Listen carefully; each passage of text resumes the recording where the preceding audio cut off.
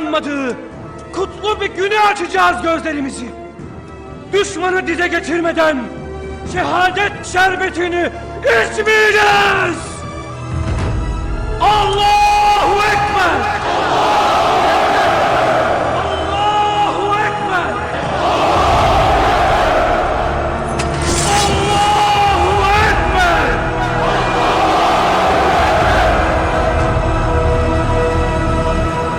Dari Anatolia hingga Konstantinopel, jejak Kekaisaran Ottoman bagian 5.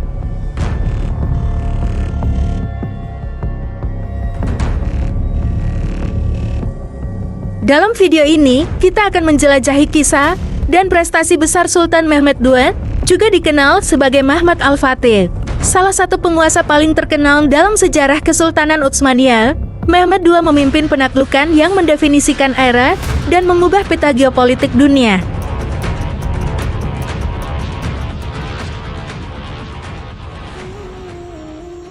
Sultan Mehmed II, yang juga dikenal sebagai Mahmud Al-Fatih, dilahirkan pada tanggal 30 Maret tahun 1432 di Edirne, Turki. Ia adalah putra dari Sultan Murad II, yang merupakan Sultan Utsmaniyah pada saat itu. Mehmed II tumbuh dalam lingkungan istana yang kaya akan budaya dan politik. Masa kecil Mehmed II dihabiskan dalam persiapan untuk kepemimpinan masa depannya. Ia menerima pendidikan yang luas di berbagai bidang, termasuk ilmu agama, ilmu sosial, sastra, matematika, dan seni militer. Pelajaran yang diberikan padanya melibatkan banyak guru terkenal dari berbagai disiplin ilmu. Pada usia yang relatif muda, Mehmed II mendapatkan pengalaman awal sebagai sultan. Ia pertama kali naik tahta pada tahun 1444 saat ayahnya Sultan Murad II turun tahta. Tetapi kemudian Mehmed II kembali menjadi sultan pada tahun 1446. Pengalaman ini memberikannya pemahaman awal tentang tekanan dan tanggung jawab yang datang dengan posisi kepemimpinan. Selama masa pemerintahannya yang awal, ia juga dihadapkan dengan berbagai tantangan, termasuk perang dan konflik internal dalam Kesultanan Utsmaniyah yang membentuk kepemimpinan dan karakternya yang kuat di masa mendatang. Salah satu peristiwa paling penting dalam pengalaman awalnya adalah memerintah selama pengepungan Konstantinopel pada tahun 1453, yang kemudian berakhir dengan penaklukan kota tersebut, menjadikannya seorang penakluk yang terkenal dalam sejarah. Sahabat Langit, selamat datang di episode baru dari Langit Atas Indonesia. Kali ini, kami akan mengangkat kisah seorang penguasa legendaris yang penaklukannya mengubah peta dunia. Dia adalah Sultan Mehmed II, atau lebih dikenal sebagai Mahmud Al-Fatih. Bersiaplah untuk memasuki dunia yang penuh dengan keberanian, strategi militer, dan impian besar. Kami akan membawa Anda melalui perjalanan luar biasa Sultan Mehmed II yang membawa kekaisaran dari Anatolia hingga Konstantinopel. Mari kita mulai.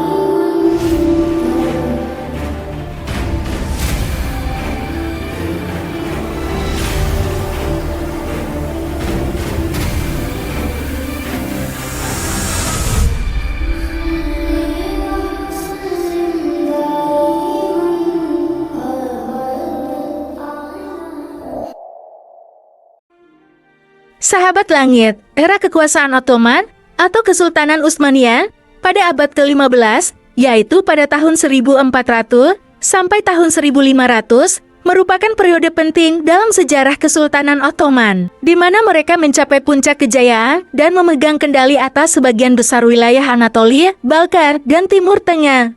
Penaklukan Konstantinopel menjadi salah satu momen paling bersejarah dalam perkembangan dunia. Berikut adalah beberapa peristiwa dan tokoh kunci dari periode tersebut. Tahun 1432, Sultan Mehmed II lahir di Edirne, Turki. Tahun 1444, Mehmed II naik takhta pertama kali setelah ayahnya, Sultan Murad II, mengundurkan diri. Namun, ia turun tahta hanya beberapa bulan kemudian. Tahun 1446, Mehmed II kembali menjadi sultan setelah kematian ayahnya. Tahun 1451, Sultan Mehmed II memulai masa kekuasaannya yang kedua dan lebih lama setelah kematian Sultan Murad II. Tahun 1453, pada tanggal 6 April, Mehmed II memulai pengepungan terhadap Konstantinopel, ibu kota Kekaisaran Bizantium. Pengepungan ini berlangsung hingga 29 Mei ketika kota tersebut berhasil ditaklukkan. Dari Anatolia hingga Konstantinopel, jejak Kekaisaran Ottoman, Mehmed sang penakluk. Pengepungan Konstantinopel pada tahun 1453 adalah salah satu peristiwa paling epik dalam sejarah dan merupakan titik balik penting dalam perkembangan dunia. Sultan Mehmed II, yang saat itu berusia sekitar 21 tahun, telah lama merencanakan pengepungan Konstantinopel. Kota ini menjadi targetnya karena posisi strategisnya sebagai pusat perdagangan dan budaya yang penting, serta sebagai simbol peradaban Bizantium. Mehmed mempersiapkan pasukannya dengan cermat dan mengumpulkan pasukan besar yang terdiri dari janisaris pasukan elit, infanteri, kavaleri, dan artileri modern yang dikenal sebagai meriam. Konstantinopel, yang saat itu dipimpin oleh Kaisar Konstantinus XI, memiliki pertahanan yang tangguh. Dinding-dinding kota ini kuat dan tinggi dan pelabuhan lautnya dijaga dengan ketat. Sahabat langit, pengepungan Konstantinopel dimulai pada 6 April tahun 1453. Sultan Mehmed II memimpin pasukannya dalam pengepungan Konstantinopel. Ia menutup semua jalur keluar kota, termasuk mengontrol Bosporus dengan kapal-kapal perang. Pasukan Utsmaniyah membangun tembok-tembok pengepungan dan menempatkan meriam-meriam besar untuk menembus dinding-dinding kota. Konstantinopel adalah ibu kota Kekaisaran Bizantium yang megah, tetapi kekuatannya telah merusak selama berabad-abad. Kota ini dilindungi oleh tembok-tembok yang tinggi dan kuat, serta pelabuhan laut yang terjaga dengan baik. Selama berbulan-bulan, pasukan Utsmaniyah melancarkan serangan-serangan besar untuk mencoba menembus pertahanan kota. Mereka menghadapi pertahanan yang gigih dari pasukan Bizantium yang dipimpin oleh Kaisar Konstantinus XI. Salah satu inovasi penting dalam pengepungan ini adalah penggunaan meriam-meriam besar oleh pasukan Utsmaniyah. Meriam-meriam ini ditembakkan secara intensif ke dinding-dinding kota dan merusak pertahanan Bizantium. Yang menonjol selama pengepungan adalah penggunaan meriam-meriam besar oleh pasukan Utsmaniyah. Mehmed II telah mengimpor meriam-meriam ini dari berbagai tempat, termasuk Eropa, untuk digunakan dalam pengepungan. Meriam-meriam ini memberikan keunggulan teknologi yang besar kepada pasukan Utsmaniyah dan sangat efektif dalam merusak dinding-dinding kota Konstantinopel. Kaisar Konstantinus XI mencoba mendapatkan bantuan dari negara-negara Eropa Kristen untuk melawan pengepungan Utsmaniyah. Namun, bantuan tersebut terlambat dan terbatas meskipun beberapa pasukan dan pengiriman senjata tiba di Konstantinopel. Upaya-upaya ini mencerminkan kompleksitas politik dan kepentingan yang ada di Eropa pada saat itu. Ketika Kaisar Konstantinus XI Palologus dari Kekaisaran Bizantium menghadapi pengepungan oleh pasukan Sultan Mehmed II selama pengepungan Konstantinopel pada tahun 1453, ia mencari bantuan dari negara-negara Eropa Kristen, namun bantuan yang diterima terbatas dan terlambat. Beberapa negara yang memberikan bantuan atau menyatakan dukungan kepada Konstantinus XI selama pengepungan. 1. Kerajaan Polandia. Kaisar Konstantinus XI mengirim utusan kepada Raja Polandia, Kazimierz IV Jagiellon, meminta bantuan militer. Namun, bantuan yang diterima dari Polandia tidak signifikan. 2. Kerajaan Hongaria. Kaisar Konstantinus XI juga menghubungi Raja Hongaria, Ladislaus V dari Wangsa Habsburg, untuk meminta bantuan. Namun, bantuan yang diberikan oleh Hongaria juga tidak mencapai tingkat yang dapat mengubah hasil pengepungan. 3. Kerajaan Genova dan Venesia. Genova dan Venesia, sebagai negara-negara maritim yang berkepentingan dalam perdagangan Laut Hitam memberikan dukungan berupa pasokan senjata, makanan, dan beberapa kapal perang kepada Konstantinopel. Namun, bantuan mereka terbatas karena kepentingan perdagangan mereka dengan Kesultanan Utsmania. 4. Paus Eugenius IV. Paus Eugenius IV juga memberikan dukungan moral kepada Kaisar Konstantinus XI dan mengirim utusan ke Eropa untuk meminta bantuan. Namun, dukungan finansial dan militer yang diberikan oleh Gereja Katolik juga tidak mencapai tingkat yang cukup signifikan. Meskipun Kaisar Konstantinus XI berusaha untuk mendapatkan bantuan dari negara-negara Eropa Kristen, upaya-upaya ini akhirnya tidak berhasil menghentikan pengepungan Konstantinopel. Selama pengepungan Konstantinopel oleh Sultan Mehmed II Mehmed Al-Fatih, pasukan Utsmaniyah mendapatkan bantuan dari beberapa pihak yang mendukung upaya penaklukan kota tersebut. 1. Pasukan Utsmaniyah dan Janissaries. Tentu saja, kekuatan inti dalam pengepungan adalah pasukan Utsmaniyah sendiri, termasuk pasukan elit mereka, Janissaries. Pasukan ini sangat terlatih, disiplin, dan setia kepada Sultan Mehmed II. 2.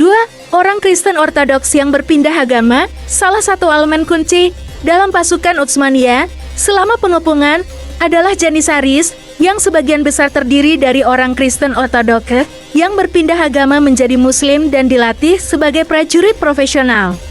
Mereka adalah pasukan yang sangat andal dan loyal kepada Sultan. 3. Teknologi militer baru. Sultan Mehmed II telah mengimpor meriam-meriam besar dan meriam ke kota untuk digunakan selama pengepungan. Ini adalah teknologi militer baru pada saat itu dan memberikan keunggulan besar dalam menembus dinding-dinding kota. 4. Penggunaan Angkatan Laut. Utsmaniyah juga mengendalikan jalur laut yang menghubungkan Konstantinopel dengan dunia luar melalui Bosporus. Mereka memblokir pelabuhan-pelabuhan dan jalur laut ini, sehingga menghambat pasokan dan bantuan yang mungkin datang untuk membantu Konstantinopel. 5. Pendanaan Sultan Mehmed II. Sultan Mehmed II memiliki kontrol penuh atas sumber daya finansial Kesultanan Utsmaniyah. Ia menggunakan sumber daya ini untuk mendanai persiapan perang, termasuk membangun tembok-tembok pengepungan dan bantuan dari aliansi Kesultanan Utsmaniyah. 6. Strategi militer yang terorganisir. Salah satu kekuatan Sultan Mehmed II adalah kemampuannya dalam perencanaan strategi militer dan pengaturan pasukan dengan baik. Ia memanfaatkan topografi dan teknologi militer baru dengan efektif selama pengepungan. 7. Pendukung lokal dan pengkhianatan internal. Beberapa faktor lain, termasuk dukungan dari kelompok-kelompok dalam Konstantinopel yang mendukung pengepungan, atau bahkan memberikan informasi rahasia kepada pasukan Utsmaniyah. Kombinasi dari faktor-faktor ini, bersama dengan keberanian dan tekad Sultan Mehmed II, membuat pengepungan Konstantinopel berlangsung, hingga berhasil ditaklukkan pada tanggal 29 Mei tahun 1453, mengakhiri Kekaisaran Bizantium, dan membawa Kesultanan Utsmaniyah ke puncak kejayaannya. Musim kampanye militer tahun 1453 dimulai dengan pengepungan Konstantinopel selama 50 hari, di mana Mehmed II membawa kapal-kapal perang dengan peluru pelumas ke darat ke dalam saluran Bosporus, yang dikenal sebagai Tanduk Emas, untuk melewati penghalang rantai dan benteng yang telah memblokir pintu masuk ke pelabuhan Konstantinopel. Salah satu inovasi terkenal Mehmed II adalah pembangunan Arsenal Galata, tempat penyimpanan peralatan militer dan persenjataan yang luas. Sultan Mehmed II menjaga rencananya dengan sangat rahasia. Ia menghindari informasi bocor kepada pertahanan Konstantinopel, sehingga musuh tidak tahu kapan serangan akan datang. Mehmed II juga menggunakan Angkatan Laut untuk memblokir jalur laut yang menghubungkan Konstantinopel dengan dunia luar, sehingga memotong pasokan dan bantuan kepada kota tersebut. Semua persiapan dan strategi ini membantu Sultan Mehmed II dan pasukannya dalam mengepung dan akhirnya menaklukkan Konstantinopel pada tanggal 29 Mei tahun 1453. Pengepungan ini mengakhiri Kekaisaran Bizantium dan membawa Kesultanan Utsmaniyah ke puncak kejayaannya sebagai kekuatan dominan di wilayah tersebut. Pada hari itu, orang-orang Turki bertempur melewati gerbang Koper dan berhasil mengakhiri pengepungan. Sebagai sebuah aksi militer yang terisolasi, perebutan Konstantinopel tidak memiliki dampak penting terhadap keamanan Eropa, namun bagi dinasti Utsmaniyah, perebutan ibu kota kekaisaran memiliki arti simbolis yang sangat penting. Mehmed II menganggap dirinya sebagai penerus langsung kaisar-kaisar Bizantium. Dia menjadikan Konstantinopel sebagai ibu kota kekaisaran, seperti yang pernah dilakukan oleh kaisar-kaisar Bizantium, dan mulai membangun kembali kota tersebut. Katedral Hagia Sophia diubah menjadi masjid, dan Konstantinopel yang oleh orang Turki disebut Istanbul menggantikan Baghdad sebagai pusat Islam Sunni. Kota ini juga tetap menjadi pusat gerejawi gereja Ortodoks Yunani, di mana Mehmed II memproklamirkan dirinya sebagai pelindung dan mengangkat seorang patriark baru mengikuti kebiasaan kaisar-kaisar Bizantium.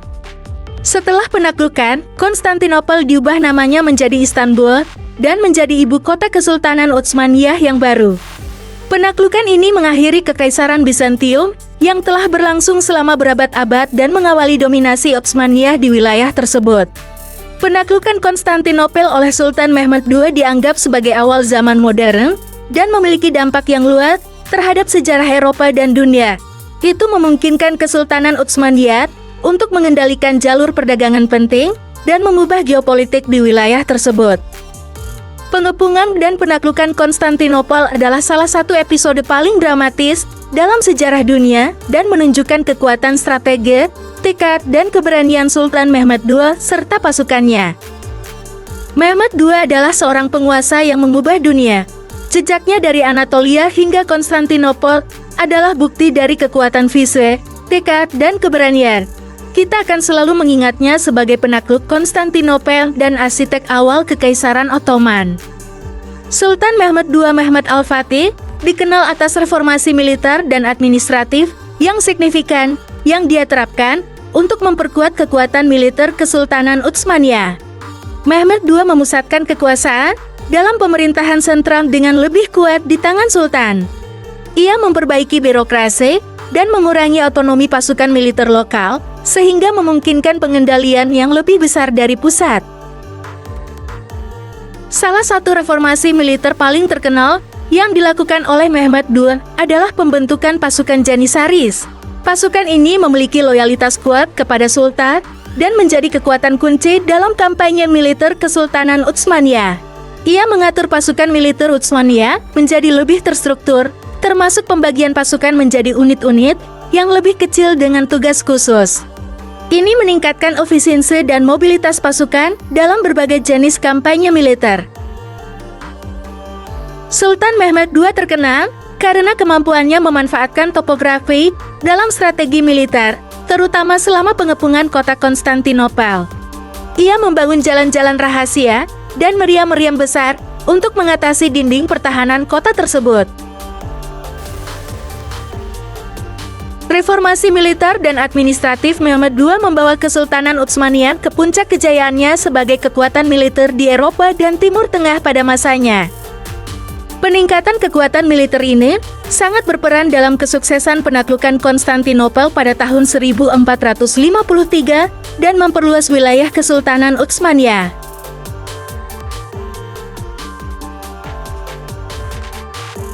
Sahabat Langit pada tahun 1454 sampai tahun 1466, Mehmed II memperluas wilayah Utsmaniyah melalui sejumlah kampanye militer. Ini termasuk penaklukan Serbia, Morea Peloponnesos, dan negara-negara Balkan lainnya. 1479, Mehmed II berhasil merebut kota Venesia di Epirus yang merupakan pencapaian signifikan dalam perluasan wilayah Utsmaniyah. Hilangnya kerajaan Serbia diikuti oleh penyerapan Herzegovina dan sebagian besar Bosnia, membuat Hongaria menjadi kekuatan utama Eropa yang berhadapan dengan Utsmaniyah. Kegagalan Mehmed merebut Belgrad pada tahun 1456 membuat garis Danube Tengah dan Sava Bawah menjadi perbatasan Utsmaniyah dengan Hongaria selama lebih dari 60 tahun.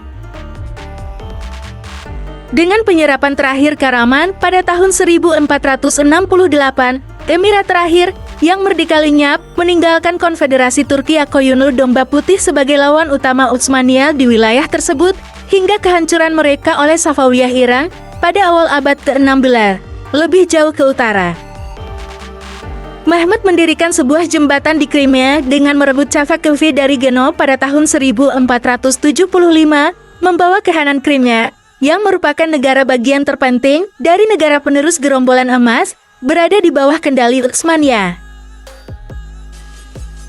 Tahun 1481, Sultan Mehmed II meninggal dunia pada usia 49 tahun. Setelah kematiannya, Mehmed II digantikan oleh putranya, Bayezid II.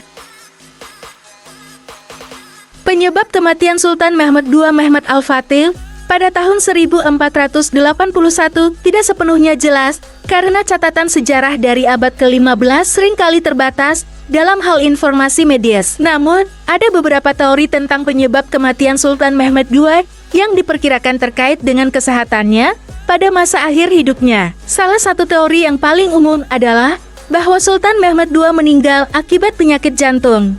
Beberapa catatan sejarah mengindikasikan bahwa ia menderita masalah jantung, dan serangan jantung atau kondisi jantung lainnya dapat menjadi penyebab kematian. Mehmed II memimpin kesultanan dengan tangan besarnya dan terlibat dalam serangkaian kampanye militer yang melelahkan selama masa pemerintahannya, termasuk penaklukan Konstantinopel pada tahun 1453. Stres dan kelelahan kronis dapat memiliki dampak negatif pada kesehatan tubuh.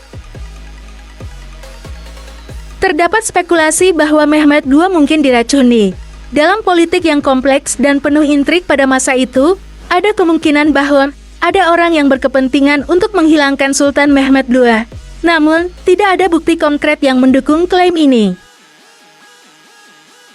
Beberapa sumber sejarah menyebutkan bahwa Mehmed II menderita berbagai penyakit selama hidupnya, termasuk malaria dan gangguan pernapasan.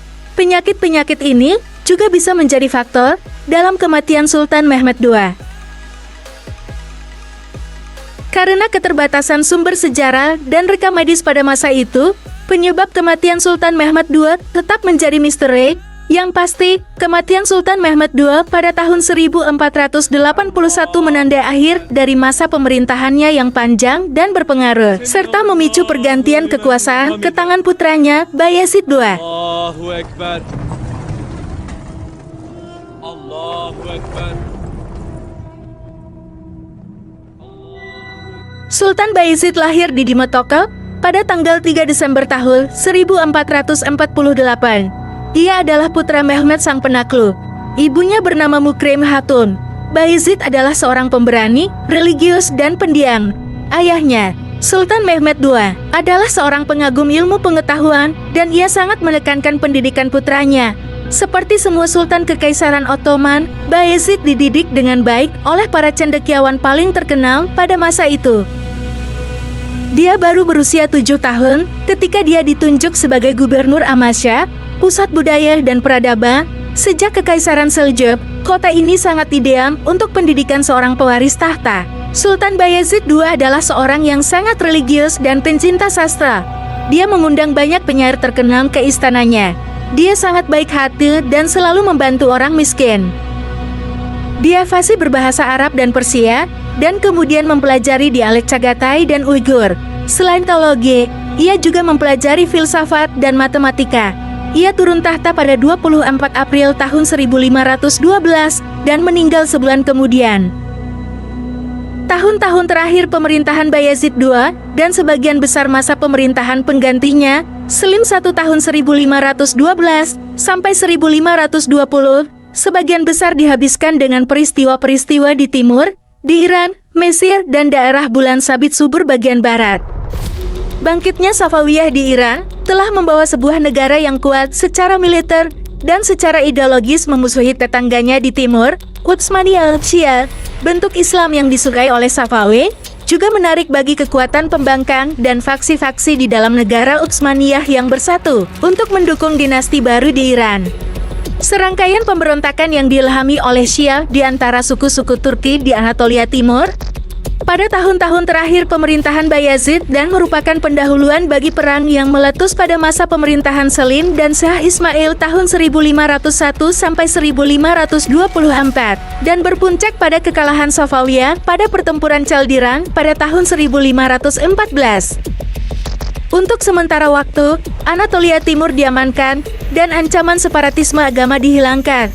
Tetapi aneksasi Selim terhadap Emirat Dulkadir pada tahun 1515 membawa Utsmaniyah ke dalam kontak langsung dengan Kekaisaran Mameluk untuk pertama kalinya. Sahabat langit, itulah akhir dari era kekuasaan Ottoman dari tahun 1400 sampai tahun 1500, dari Anatolia hingga Konstantinopel jejak Kekaisaran Ottoman. Di video bagian 6, insya Allah, kita akan masuk periode era kekuasaan 1500 sampai dengan tahun 1600. Dan inilah jejak Kekaisaran Ottoman, sebuah perjalanan apik melalui sejarah yang membentuk dunia kita. Dari Anatolia yang subur hingga Konstantinopel yang megah, kekaisaran ini memperlihatkan keajaiban peradaban, kekuatan militer yang luar biasa, dan kepemimpinan legendaris Sultan Mehmed II, Mehmed Al-Fatih. Ketika kita melihat kembali sejarah ini, kita tidak hanya menyaksikan penaklukan-penaklukan besar dan pencapaian-pencapaian gemilang, tetapi juga menghargai keragaman budaya dan nilai-nilai yang melekat dalam jejak Kekaisaran Ottoman. Semoga perjalanan kita melalui sejarah ini telah memberi Anda wawasan yang lebih dalam tentang peran Kekaisaran Ottoman dalam membentuk dunia kita. Jangan lupa untuk berlangganan channel kami, Langit Atas Indonesia, dan ikuti kami untuk episode-episode menarik lainnya. Terima kasih telah bergabung dalam menjelajahi jejak Kekaisaran Ottoman bersama kami. Kita akan bertemu lagi dalam perjalanan sejarah berikutnya. Nantikan video bagian 6, dari Anatolia hingga Konstantinopel, jejak Kekaisaran Ottoman, era tahun 1500 sampai tahun 1600. Wassalamualaikum warahmatullahi wabarakatuh.